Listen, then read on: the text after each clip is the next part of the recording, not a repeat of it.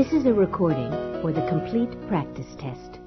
If you are having difficulty hearing the recording, make any necessary adjustments in the volume on your cassette player now. Read the directions in your textbook as you listen to the directions on this recording.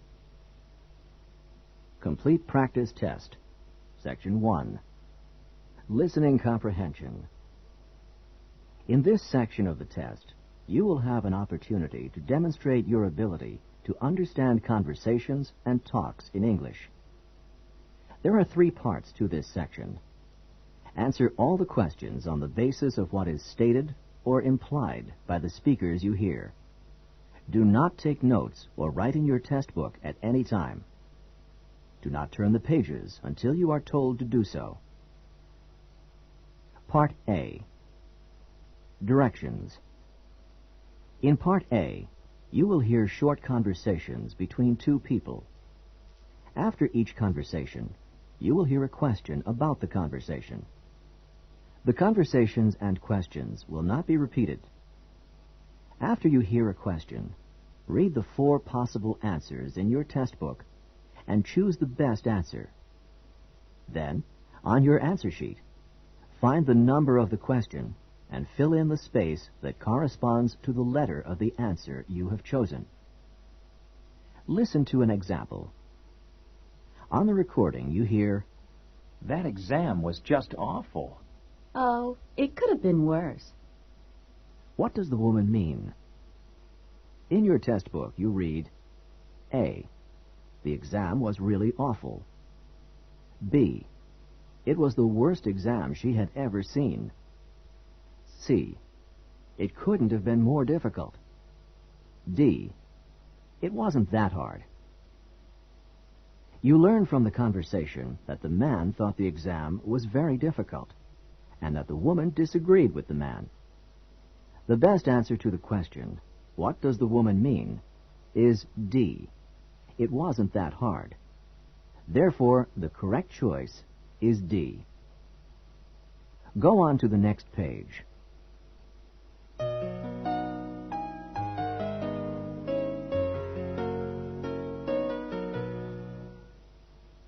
Now we will begin Part A with the first conversation. Number 1. Carla said that you're rather rude. It's unfair of her to say that about me. What does the man mean?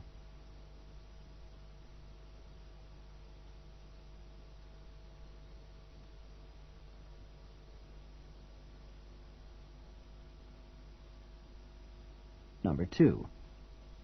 I don't think this painting is very good. It's better than the first one, isn't it? What does the woman say about the painting?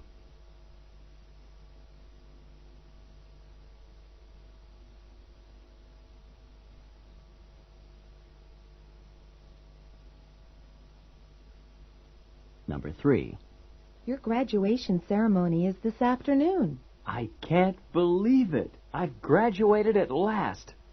What does the man mean?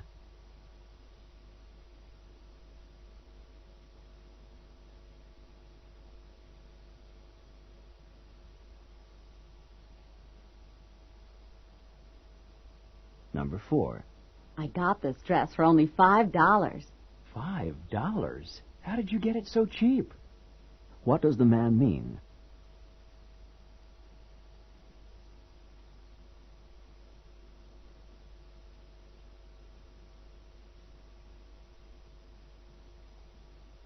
Number 5. I just got my 3rd parking ticket this week. Why don't you try putting more money in the parking meter when you park your car? What does the woman suggest that the man do?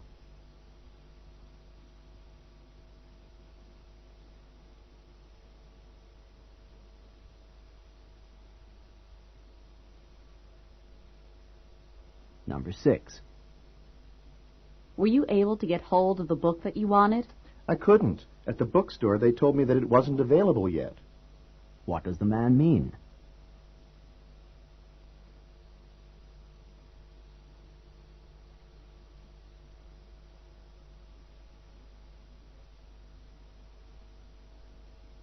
Number 7. Professor Mitchell's lecture certainly went on and on for quite some time. I thought he was never going to finish. What does the man imply about the lecture?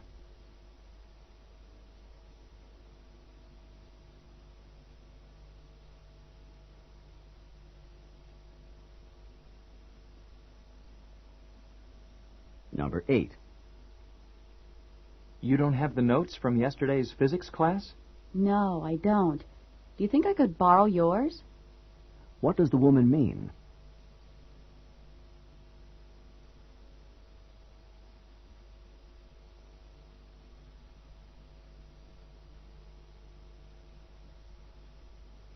Number 9. You said that you wanted to go shopping this afternoon. What do you want to get? I think I'd like to get my dad a new wallet for his birthday. What does the woman mean?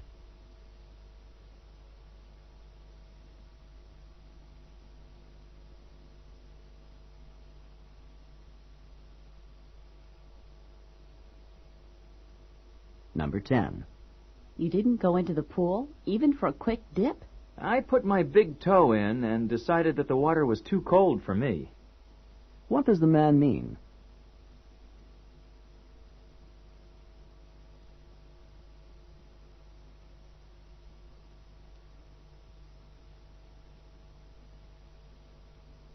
Number 11. Do you know where your sweater is? I think I left it at my sister's house, but I'm not sure. What does the woman mean?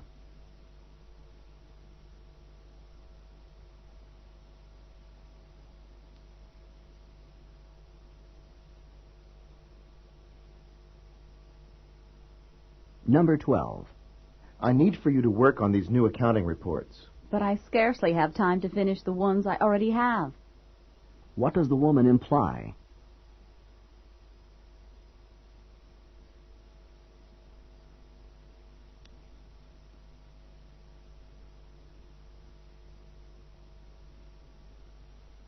Number 13. How much longer do you think you're going to stay on that exercise machine? I give up. What does the man mean?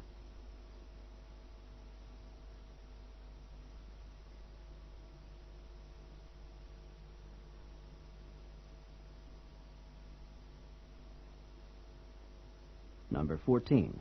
Look at those waves coming in. They're as huge as I've ever seen them. You can say that again.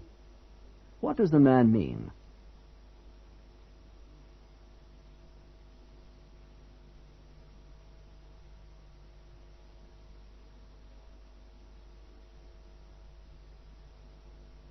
Number 15. Are you ready for the political science exam today? I stayed up all night studying for it. Didn't you know that the professor put it off until next week? What does the woman mean?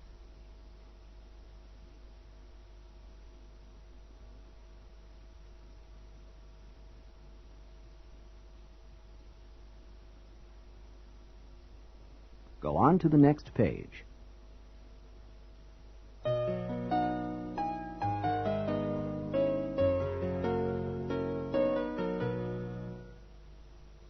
Number 16. I haven't turned in my scheduled change form yet.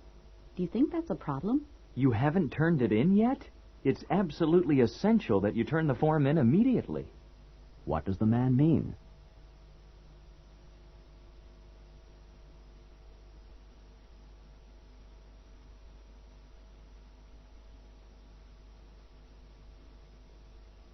Number 17.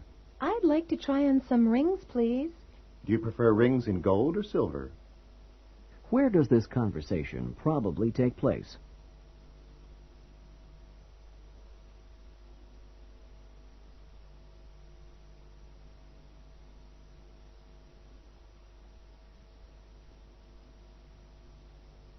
18. Look at this. You made an awful lot of long-distance calls last month. I called my family even more than usual. That's why the bill's so much higher than usual. What are the man and woman probably discussing?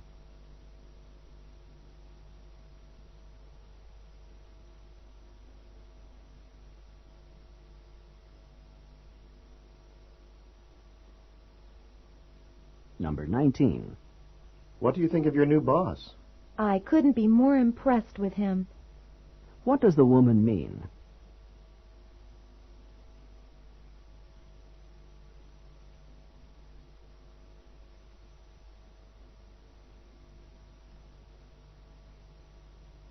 Number 20.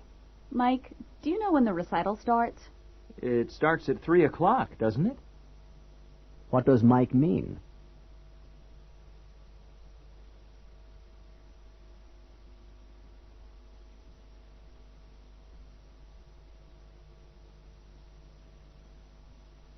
Number 21. If your tooth is hurting you so much, perhaps you should see your dentist right away. I don't really want to, but I guess I don't have much choice. What will the man probably do next?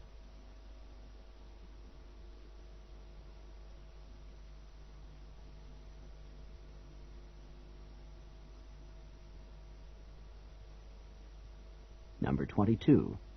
I need to buy some stamps. Then you'd better get to the post office quickly because it closes at 5 o'clock.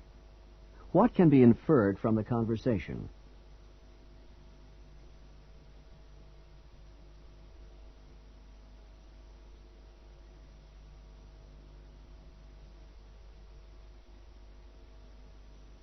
Number 23. Do you know how I can find the journal article that we're supposed to read for class tomorrow? The professor copied it and put it on reserve in the library. What does the man mean?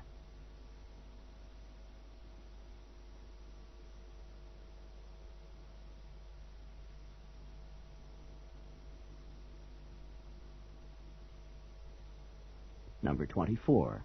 I really think you should try to be a little more calm. If I were any calmer, I'd be asleep. What does the man mean?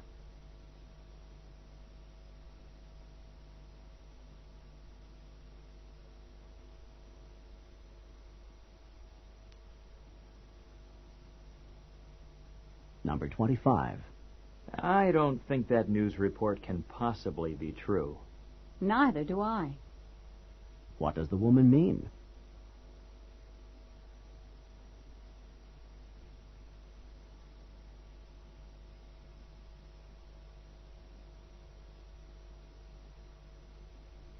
Number 26. Has management decided on a new policy for pay raises? It's still up in the air. I think it'll be discussed again at the meeting next Friday. What does the man mean?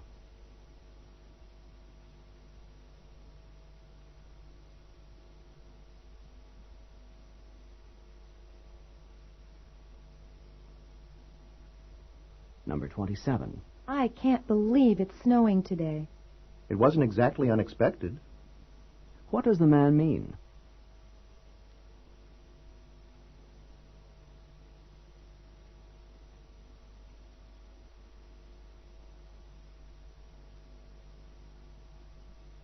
Number 28. How do you think you did on the literature exam that you had this morning? I really wish I could take it over again. What does the woman imply?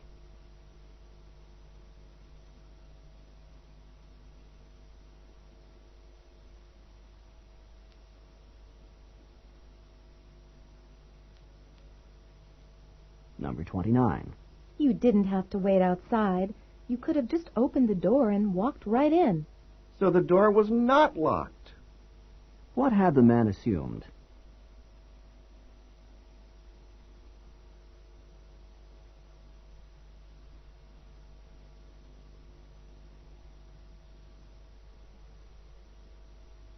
Number 30. My guess is that you're leaving the office now and heading straight home. You've hit the nail on the head. What does the woman say about the man?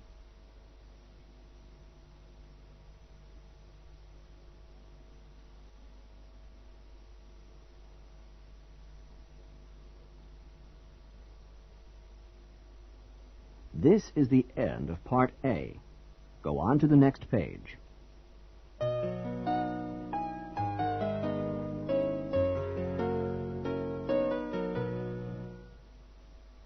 Now read along with me as I read the directions for Part B. Remember, you should not read ahead or turn the pages while the directions for this part are being read. Part B. Directions.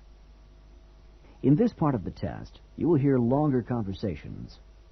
After each conversation, you will hear several questions. The conversations and questions will not be repeated. After you hear a question, read the 4 possible answers in your test book and choose the best answer. Then, on your answer sheet, find the number of the question and fill in the space that corresponds to the letter of the answer you have chosen. Remember, you are not allowed to take notes or write in your test book. Now we will begin Part B with the first conversation. Questions 31 through 34. Listen as a man and woman discuss a haircut. Hi, Bob. Your hair looks nice. It's a bit shorter than usual, isn't it? A bit shorter? I don't think so. It's a lot shorter. When I look in the mirror, I don't even know who's looking back at me. So you got your hair cut, but you didn't get the haircut that you wanted. This is not even close to the haircut that I wanted.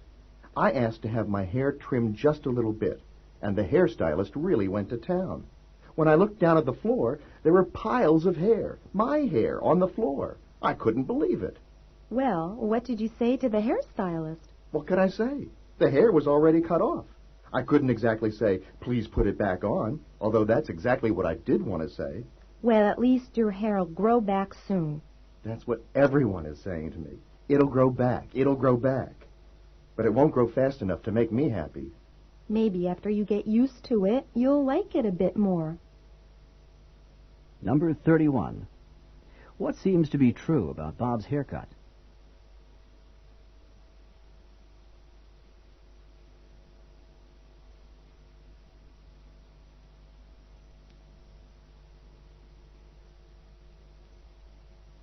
Number 32. How does Bob seem to feel about his haircut?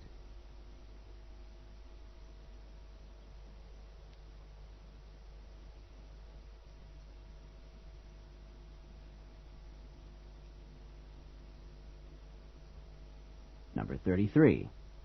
What did Bob see on the floor?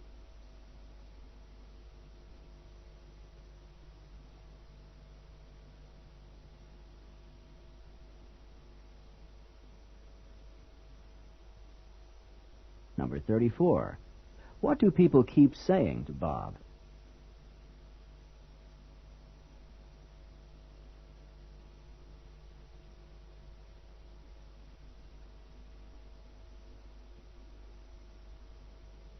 Questions 35 through 38. Listen to a conversation about a man's great-grandmother. I talked to my great-grandmother on the phone this morning. Your great-grandmother? Do you talk with her often? I try to call her at least once a week. She's a really wonderful woman, and she's over 85 years old. I enjoy talking to her because she's so understanding and because she gives me good advice. What advice did she have for you today? She told me to be careful because a big storm is coming. She said that a big storm is coming? Is she a weather forecaster? Not exactly. She says that she can feel it in her bones when a storm is coming. I know it sounds funny, but when she feels it in her bones that a storm is coming, she's usually right. That's not actually so funny. When people get older, the tissue around their joints can become stiff and swollen. Just before a storm, the air pressure often drops, and this drop in air pressure can cause additional pressure and pain in swollen joints. So when your great-grandmother tells you she thinks a storm is coming, she probably has some aching in her joints from the decreasing air pressure. Then I had better pay more attention to my great-grandmother's weather forecasts. Number 35. How often does the man usually talk to his great-grandmother?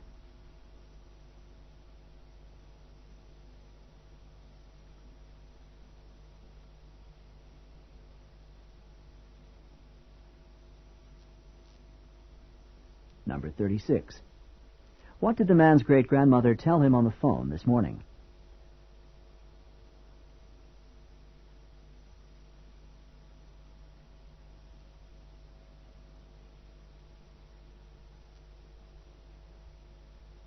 Number 37. Where does the man's great-grandmother say that she feels a storm coming?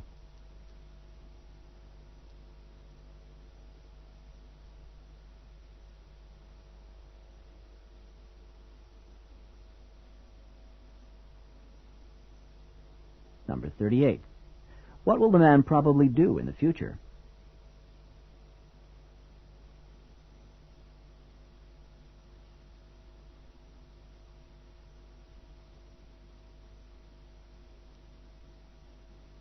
This is the end of Part B.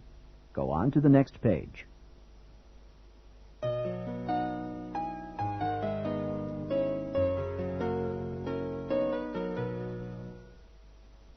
Now read along with me as I read the directions for Part C. Remember, you should not read ahead or turn the pages while the directions for this part are being read. Part C. Directions. In this part of the test, you will hear several talks. After each talk, you will hear some questions. The talks and questions will not be repeated. After you hear a question, read the 4 possible answers in your test book and choose the best answer. Then, on your answer sheet, find the number of the question and fill in the space that corresponds to the letter of the answer you have chosen. Here is an example.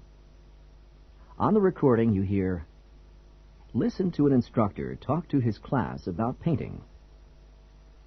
Artist Grant Wood was a guiding force in the school of painting known as American Regionalist, a style reflecting the distinctive characteristics of art from rural areas of the United States. Wood began drawing animals on the family farm at the age of 3, and when he was 38, one of his paintings received a remarkable amount of public notice and acclaim. This painting, called American Gothic, is a starkly simple depiction of a serious couple staring directly out at the viewer. Now listen to a sample question. What style of painting is known as American Regionalist? In your test book, you read A. Art from America's inner cities. B. Art from the central region of the U.S. C. Art from various urban areas in the U.S. D. Art from rural sections of America. The best answer to the question, what style of painting is known as American Regionalist, is D. Art from rural sections of America. Therefore, the correct choice is D. Now listen to another sample question. What is the name of Wood's most successful painting? In your test book, you read A. American Regionalist. B. The Family Farm in Iowa. C. American Gothic. D. A Serious Couple. The best answer to the question, what is the name of Wood's most successful painting, is C. American Gothic. Therefore, the correct choice is C. Remember, you are not allowed to take notes or write in your test book. Go on to the next page.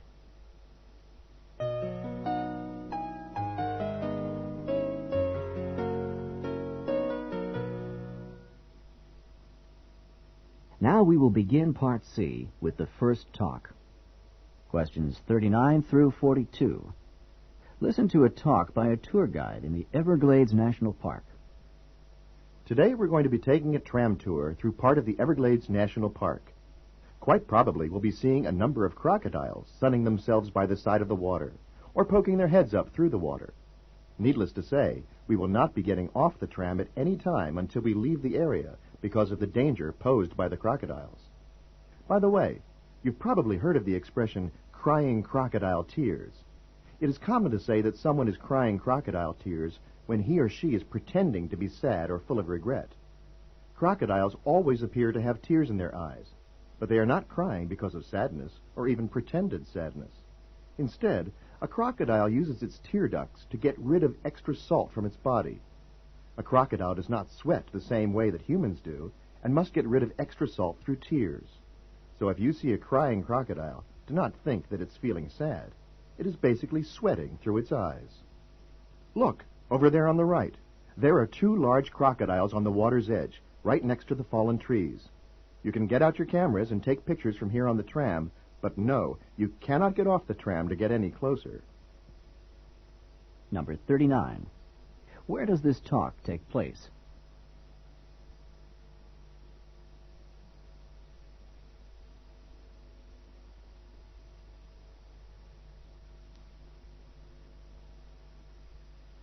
Number 40.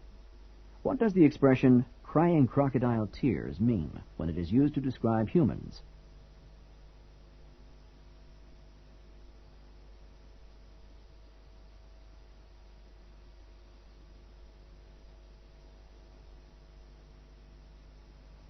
Number 41. Why do crocodiles have tears in their eyes?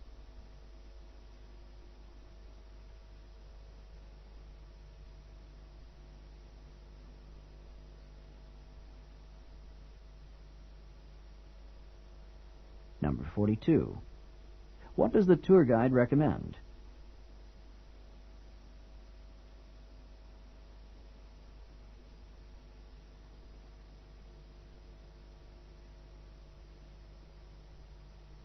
Questions 43 through 46.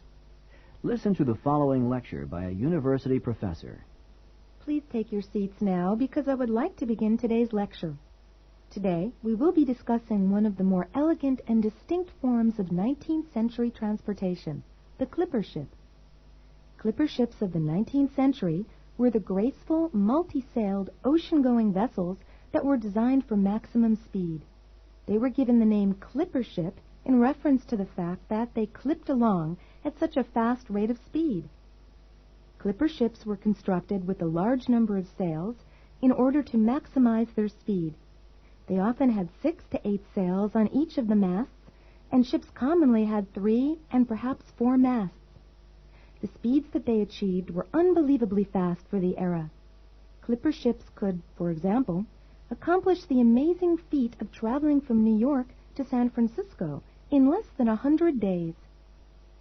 Clipper ships first came into use in the United States in the 1840s. They were originally intended to make the trip from New York around the tip of South America and on to China in order to transport tea to the United States. Once gold was discovered in California in 1848, clipper ships were immediately put into use to carry large numbers of gold prospectors and large amounts of mining supplies from the East Coast to California. With the success of the American clipper ships, the British began their own fleet of clipper ships to transport goods from the far reaches of the British Empire. That's all for today's class. Don't forget that there's a written assignment due on Friday. Number 43. In which course would this lecture most probably be given?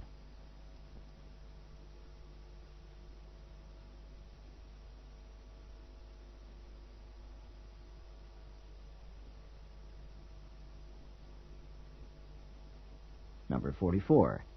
What is the most likely meaning of the expression, to clip along?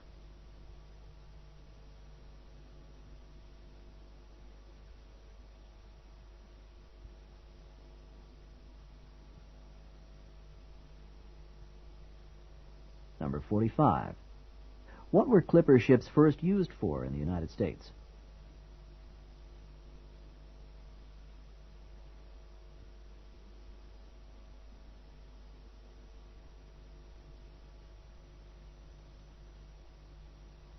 Number 46. What does the professor remind the students about?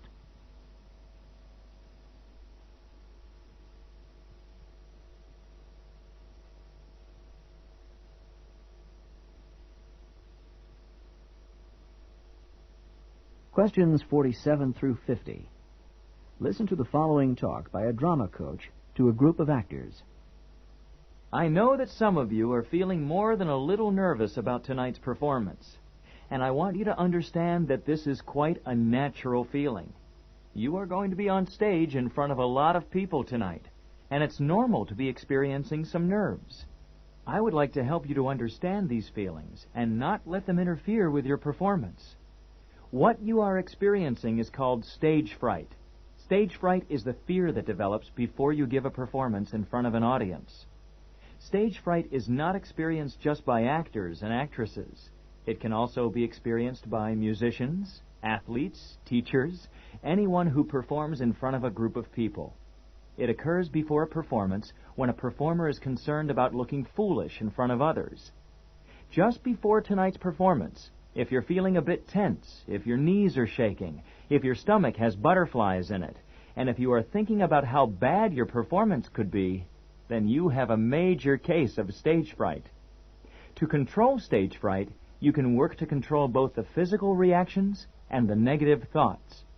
To combat the physical reactions, you can try techniques such as deep breathing, muscle relaxation, or even just laughing to relieve some of the pressure.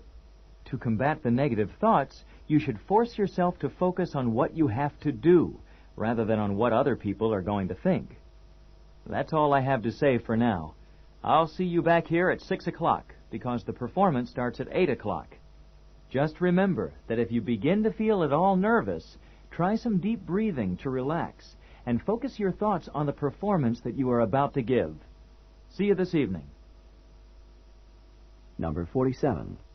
Who would probably not experience stage fright in their work?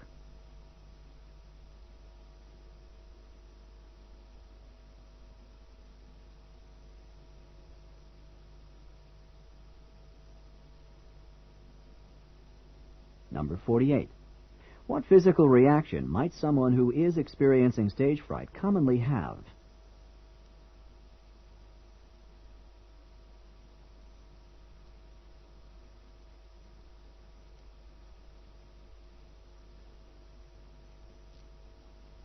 Number 49. How can someone combat the negative thoughts associated with stage fright?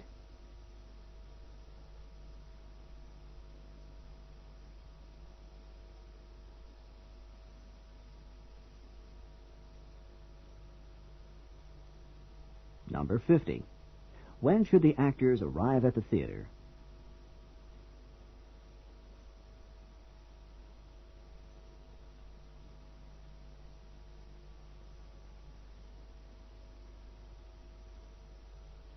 This is the end of Section 1. Stop work on Section 1. Turn off your cassette player.